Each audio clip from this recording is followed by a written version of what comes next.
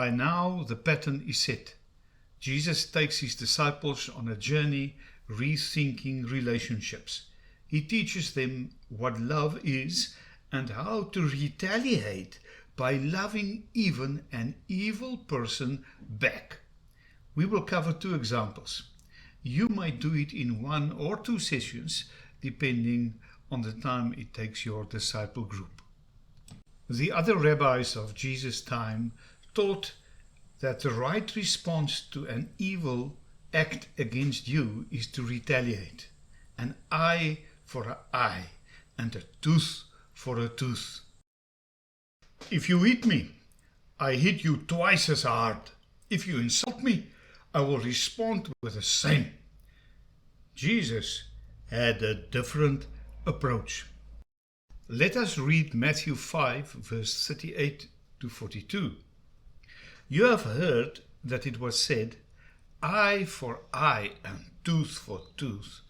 But I tell you, do not resist an evil person. If someone strikes you on the right cheek, turn him the other also. And if someone wants to sue you and take your tunic, let him have your cloak as well. If someone forces you to go 1 mile, go with him 2 miles. Give to the one who asks you, and do not turn away from the one who wants to borrow from you. Some background notes. The slap on the right cheek is the backhand slap of humiliation and contempt. Turning the other cheek could be seen as de-escalating animosity without being cowardly. It redirects the animosity and gives the evil person a moment to think. A Roman soldier had the right to force you to carry his pack for 1 Roman mile. They could commandeer everything except your undergarment. This is my son Jeremy, and we will demonstrate what it means to turn the other cheek. If I am right-handed, there is only one way to smack someone on the right cheek. This is known as the smack of humiliation. Now, if he gives me the other cheek, this confuses me. Because what do I do now? Now, this is the moment where it de-escalates the situation. Out of my way! Now time for discussion in your disciple group. First question. How do you react when someone humiliates you in public? Talk to each other about this. Second question. Can you remember someone who really acts with evil intent towards you all the time? Is there someone like that? Third question. What can be done to redirect the animosity and defuse the situation? In other words, how can you turn the other cheek? And fourth question. Which beatitude fits this teaching from Jesus? You will remember that Jesus began with a brother.